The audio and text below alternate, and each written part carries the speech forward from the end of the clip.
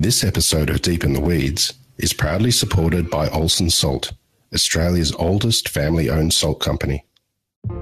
I don't buy into this new era of chefs isn't going to be great, because the only people that can fix that is us. So, I really want people to start buying into the fact that, yeah, sure, the skills shortage might be there now, but the only people that can change that is us. So, the time starts now. Let's get into it. This is the Deep in the Weeds podcast. I'm Anthony Huckstep. Being a great cook is one thing, but being a leader is another. And possessing the ability to create new venues from the ground up is something altogether different. And yet as restaurants grow, often those that simply dreamed of manning the pans and enjoying the art of feeding people find themselves using different skills and taking on new challenges. Stephen Seckold is the culinary director of Hinchcliff House and director of Housemade Hospitality. Stephen, how are you going? Great, Huck. You're getting better after that intro. Well, in regards to traversing the globe, which many chefs love to do because it's a career that can be transferred so easily, your CV reads like a dream career. Was that ever your intention? No, I mean, it was definitely a dream to travel the globe and to see different places, but I'm just lucky that I could sort of cook in the beginning, and that's sort of taken me on that path. Well, you started in Coffs Harbour. Tell us about that, the early times, what led to you having a career in hospitality? Yeah, so I left school quite young. I was sort of 14 and a half. I just really enjoyed cooking at school, and it was probably the only thing I was really excelling in with my grades. So I did some work experience up in Coffs, and I fell in love with the energy of the kitchen, and the rest was history. Sort of spent a couple of years in the Coffs Harbour region sort of as an apprentice, and then sort of headed up to Sydney when I was just a newly qualified chef. What were restaurants like in Coffs Harbour at that time, looking back? Yeah, it wasn't that exciting back in sort of the late 90s, early 2000s. It was hard to find good restaurants to work in and mentors. It was more of a case of get your head in the cookbooks and read about the great chefs of the time and try and replicate their recipes. Well, of that time, what were some of the great chefs that inspired you and helped you get on track in regards to that? That's a good question. I think at the time, Charlie Trotter was quite big in Chicago. I sort of remember getting all his cookbooks one by one and sort of going through those. It was at the time that Marco was big, and I think Donovan Cook had just opened Estes down in Melbourne, which is still a cookbook that I have to this day that sort of inspires me. And of course Neil and Tetsuya and Liam Tomlin were all on the rise and the big guns. So it was a pretty inspiring time actually to be a young chef. You mentioned that you came to Sydney early on. What were the venues that were really key to the growth of your career as a chef? Yeah, my career, I came down to work at Jonas actually, back in its sort of day. It's still great now, but back then it was sort of really pushing, and I was actually working at a golf resort up in Coffs Harbour that was owned by the same owners as Jonas, so they sent me down as a bit of a, see how you like Sydney situation, and just how it transformed me as a chef early on is unbelievable. I just had no idea the lengths of how good food could be, and how important chefs could be, and how special a dining experience could be, and that really shaped me. But also maybe at that stage was a bit early. I was quite young. It might have almost broke me a little bit at that age, and I sort of scurried back to Coffs for a little while. But it was a really great time in my life. You've been around for a while, like I have, and kitchens have changed quite a bit. You grew up as a chef sort of in peak Ramsay sort of era. What was it like compared to what kitchens are now? Yeah, I think about that a lot, to be honest. I did the jump on the plane and fly to UK and work for one of the Ramsay restaurants, just as every other chef was sort of doing at the time, because it's sort of it was the progression of, how a chef does his career in Australia, you've always got to do that time in the UK and just see where you land. And I think, it was an awesome time, and I know so many great chefs that have sort of come out of that time. But also reflect and think, does it or did it need to be so full on the way that the kitchens are run? And probably looking back now, I probably, now that I have some kids, one daughter and another kid on the way, I probably look at it a bit differently. But then it was exciting, and it was all about the push, and yeah. Flying Fish was a really important restaurant in your career, and you early on you started there as a pastry chef. What led to the role to move into the dessert side of things? Yeah, I kind of stumbled on it. I was really interested in sweets my whole life, and I still am now. I'm definitely not one of those chefs that sticks to the savoury side. I've got a sweet tooth, and I've always had, and my stomach reminds me of that. But I like pastry, and that particular time, I think we were just sort of, I was a CDP under Peter at the time, and opportunity come up to run the pastry section, and they let me come up with about 6 or 7 desserts. We sat down and talked about what was liked and what wasn't liked, and I did a few tweaks, and I was off and racing. And pastry is just a whole different style of cooking. There's more of a science behind it, and it needs exactness. You can't fudge being a pastry chef. So I think it's a really important part of becoming a chef. And I, to this day, any chef that works for me, like they will go through the pastry kitchen whether they like it or not, because it's important.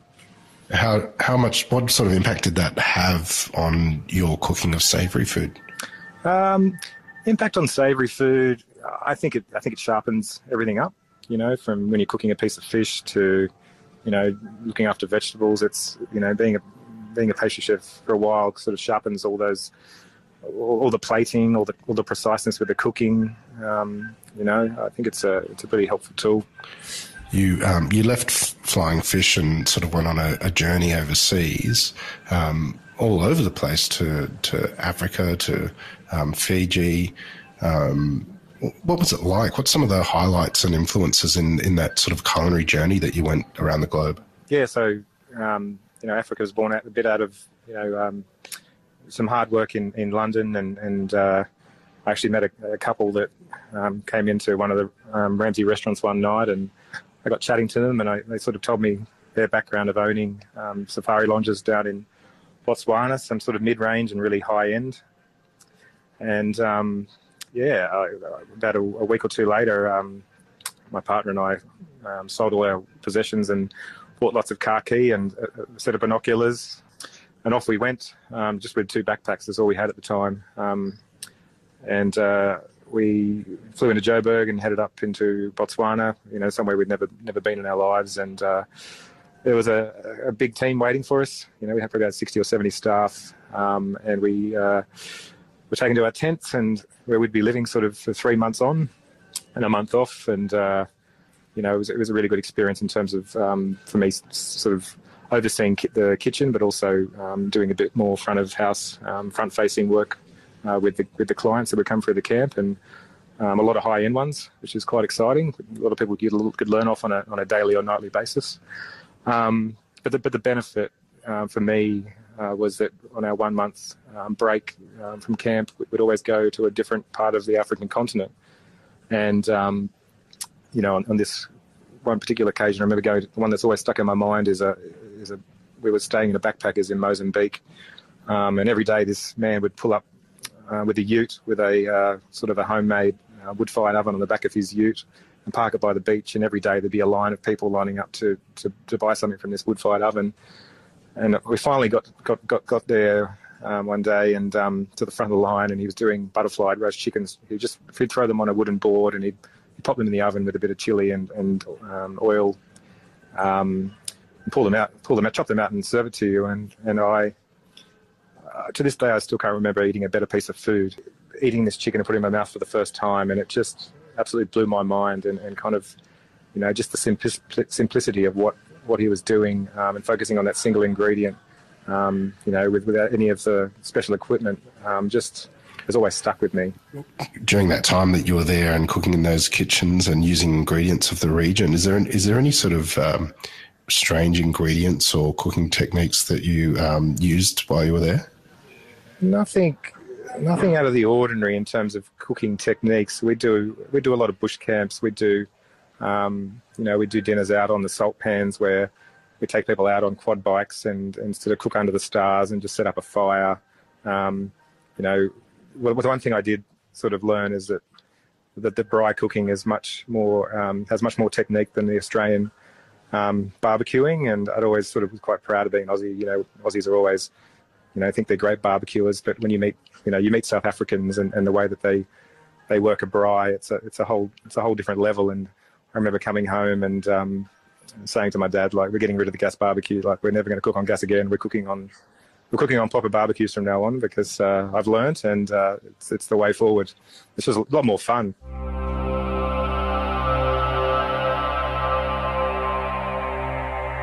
This episode of Deep in the Weeds is proudly supported by Olsen's Salt, makers of Australian sea salt since 1948. We take the seawater from Great Australian Bight and then we store it in something called a primary pond.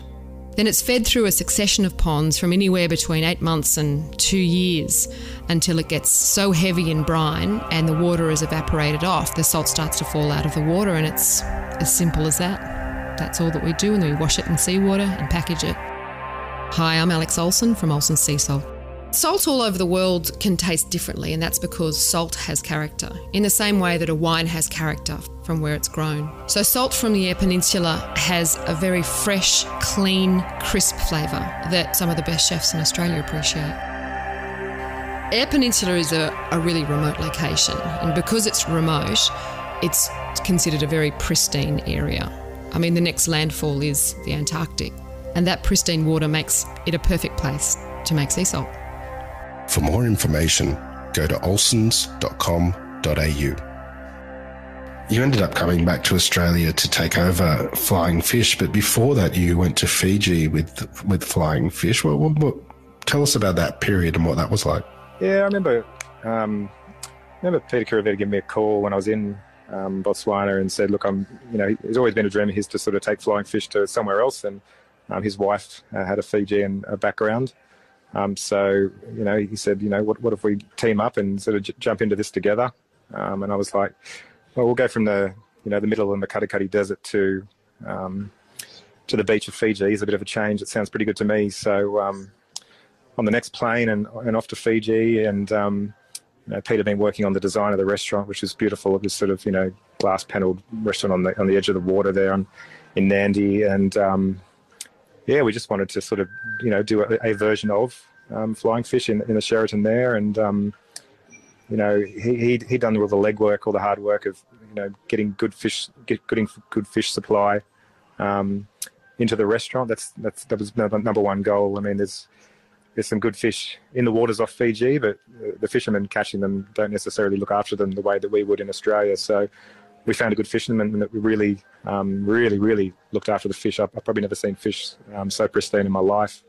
And that made, the restaurant quite easy because we didn't really do much with it. We put a small garnish on the plate with the fish, but let it speak for itself. And at the time, I don't think Fiji had ever sort of had a restaurant like that. So, yeah, it was a pretty special time, and, it had a lot of challenges in terms of getting, the rest of the produce over either from local farmers or importing from Australia. But yeah, I was quite proud of that part of my life, and I know Peter was. We had a good time.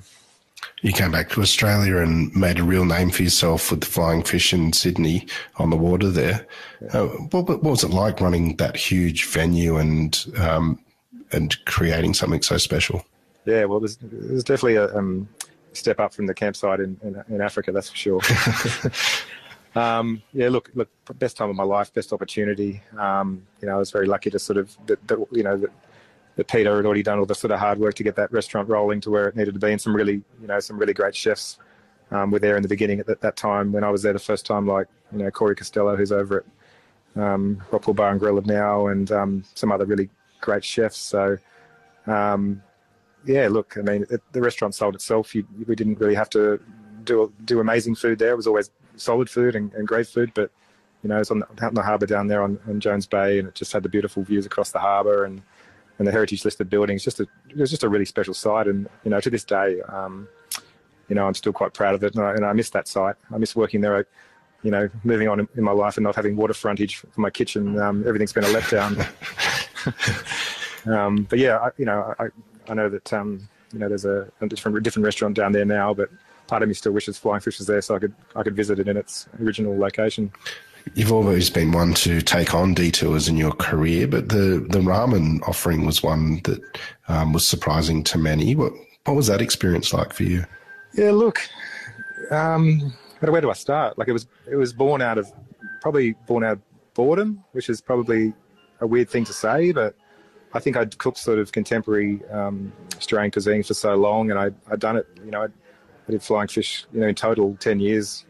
3 years the first time, wow. and 3 years the first time, and 7 years the next. And I'd always wanted to open something of a Japanese nature because I'd sort of fallen into love with Japan on snowboarding trips.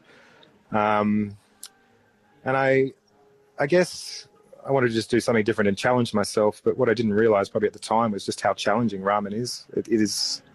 I just don't think there's anything that complex and needs that many layers and levels and so much thought to go into a bowl. And it looks so easy from a consumer point of view, but it's so hard. And even now, like I still practice at home, but doing it from a commercial standpoint was really tough. And I know you were sort of around at that time, and it was an awakening for me, I guess. I was sort of in the end of it, I was sort of burnt out, and I'd given it my all, but it's definitely, I wouldn't tick it off as a success in my life, but that's okay. I've sort of looked back on it now, and I realised that I needed to have that little road bump in my life to sort of set me straight and maybe just put my ego in check and sort me out. So, I look back on that with fond memories now, but if you asked me 4 years ago how I felt about the ramen shop, it'd be a different conversation.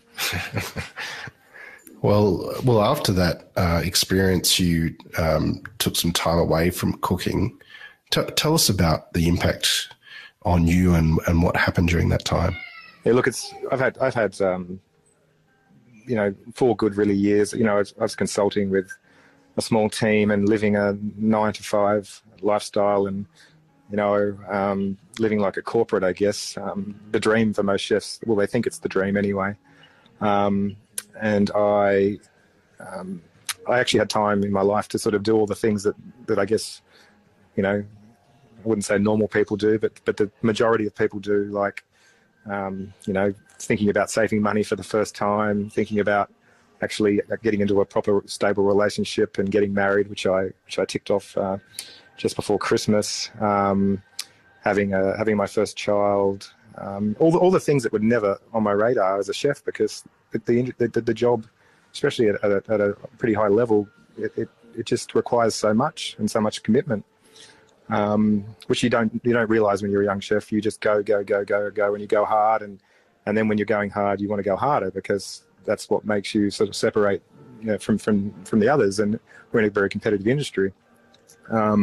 But I feel so lucky to have that break, spend time with my parents as they're getting older. Like, I could go on all day about the benefits of stepping away for a while. But it's also given me great perspective for the future, which is what I'm really enjoying now that I'm sort of back in the kitchen. I don't even know who the chef Stephen was probably for the first 20 years. I like the new guy, and yeah. Well, you're now running 4 levels of dining, Hinchcliff House. It's a huge project. But you had a pre-COVID lease. What's it been like the last year and a half with such a huge venue to try and pull together? Yeah. Look, I mean, it's a double-edged sword. Like, I sort of sat back and watched a lot of friends struggle through COVID, and I know this podcast sort of was created out of that, and it's been really interesting to sort of listen. And I've been sort of sitting back thinking, there's the other side too of I mean, my partners and I had signed the lease at Hinchcliff, and we had to open no matter what. We've got a corporate lease, and our landlord had given us a date. But the world was, turning upside down. So we were starting to get a bit worried, because it's a street back from Circular Quay. It's just behind Cafe Sydney. It's it's not cheap rent, not for 4 levels in a heritage listed building. But we had to move forward. So I think there was a bit of praying that the world would COVID would move on. Luckily in Australia it has to a certain extent, and it's still there, but we're controlling it very well. Hinchcliff's probably, international trade is also important for Hinchcliff, because a lot of hotels we'd like to be full that can support us. But, we've still opened in a pretty good time where the city is bouncing back quite strongly, I feel. We're very busy. But the anxiety between, for the past year or two, as the money starts coming out of the bank for the build, was pretty intense. It was an interesting time having a restaurant lined up in the middle of all of it. Well, tell us about the project. There is 4 levels, there's different offerings. Yeah, so we have 4 levels, 2 restaurants and a bar. So Apollonia is in the basement, so it's a Sicilian bandits bar that it's themed on a girl from the Godfather movie. Apollonia, her name is, and it's our interpretation of what a bandits bar from that movie would look like in 2021. It's sort of headed up by Jason Williams, our beverage guru, who's sort of based in Singapore and done a lot of great things in Oz. Grana, which is Italian for grain, is a all-dayer, a breakfast, lunch and dinner venue, which is keeping me on my toes at the moment. So instead of double shifts, everyone's pulling a few triples, which is exciting. It has a pasta room and a bakery and a mill. So we mill all our own grains on site to make our pasta and our bread, hence the Housemade hospitality company name. So we thought that's where we start. Let's stick to that. So every day we source grains from around New South Wales. We tip them into our mill, which we've imported from Austria, and we mill our grains for our bread. And look, it's early days, and we're still sort of learning all the ups and downs of doing that. But I think a couple of years from now we'll be able to work with farmers to grow more interesting grains in smaller crops and mill them ourselves to make the bread for the building. And so I guess the possibilities are endless. So that's an exciting level. And then Lana, which is Italian for wool, and Hinchcliff House of Woolshed, will be a little bit more upmarket, which opens in about 2 or 3 weeks. So we're doing a few back-to-back openings. But Lana will be a little bit more obscure, a little bit more fun. Grana's quite neutral. Lana's going to be a bit more colourful. It'll be a fun place, and I've got some sort of good chefs lined up to sort of lead that kitchen. So, the sky's the limit for that one. So it's very exciting. And on the top floor, we've got an events hall, so we can do sort of events for sort of up to 250 people in that room. It's beautiful high roofs, and in the heritage listed building, which is exciting. And then next door in a few months, we're going to open a pastry shop. So basically the whole site will look after itself. So the pastry, obviously, we'll do all the pastry for the building. The bakery does all the bread, and the pasta room will do all the pasta. So we're keeping it as internal as possible and keeping all our ingredients as local as possible. I think the only imported ingredient we have in that building at the moment is Parmesan, because we just can't. There's just nothing in this country that comes close. So it's big. Well, tell us about how different your role is and how you see your career compared to, manning the pans in Coffs Harbour all those years ago. Tell us about how your role is now and how you see your cooking. Look, I mean, I'm only 39, but because I started young, I feel like I've been a chef for a long time. And now I want to be able to, now that I have part ownership, I want to be able to mentor, chefs in the kitchen and mentor chefs in senior roles, such as, head chef role. And, I've got a head chef at the moment who I want to mentor into more of an executive role as time comes. But, I work for some good chefs over time, but I don't really have a long list of mentors like a lot of chefs do. But the way I look at it now is I've got this opportunity. I've got a very different mindset. I don't feel like I think like a chef as much anymore. I think probably a bit more business-like, and probably I've learned a lot in that other world. So I want to look after chefs, and I want to make sure, when they start now, I don't ask them what they want to do with their food. I ask them if they've got a plan to save to buy a house or save to buy a deposit for a house. That's the sort of questions I'm asking them, because no one ever asked me that. And that's the kind of stuff I think senior chefs should be doing with their junior chefs, so that you're turning up and working hard every day. Young chefs don't necessarily have the tools to sort of be thinking big picture like that, and if someone can sort of guide them in the right way to think like that, I think it's a really, really important part of my role now, and I'd like to hope that other sort of senior chefs and mentors are doing the same thing. Hinchcliff House is a huge project that you're absorbed with at the moment. What's your sort of future goals, though, in regards to hospitality beyond that? Yeah, look, we were lucky enough to come up with a business model that suits this time. A lot of groups have had to pivot in recent years with the way wages are and making sure people aren't working excess hours, whereas our business model focuses on that. So, my long-term goals and the same with my partners is to be able to grow up a sustainable hospitality group, one that can handle the rigours and the rules that we face these days with running hospitality venues and do it viably. The bottom line is, if we can be successful as a restaurant group and grow and find other venues, and we can do that on a viable level with our staff, not being pushed to great lengths, I think for me that's a really big win, because it needs to change, and I think that the change has to happen so that we aren't, that you hear a lot about people losing staff in hospitality because it's too hard or the hours, but I think that can change, and I don't buy into this new era of chefs isn't going to be great, because the only people that can fix that is us. So, I really want people to start buying into the fact that, yeah, sure, the skills shortage might be there now, but the only people that can change that is us. So, the time starts now, and especially for Sydney, I think, let's get into it. Well, Stephen, you're bloody inspiring, and it's exciting to hear what you're building and also the culture that you're creating as well in your venues. We've loved having you on Deep in the Weeds today. Please keep in touch. I know that there's many more stories to hear from you. I think we might catch up with you again down the track soon, and we'll chat then. Awesome. It's been a pleasure. This is the Deep in the Weeds podcast. I'm Anthony Huckstep. Stay tuned as we share the stories of Australia's hospo community, suppliers and producers in search of hope during this pandemic. Special thanks to executive producer Rob Locke for making this all happen.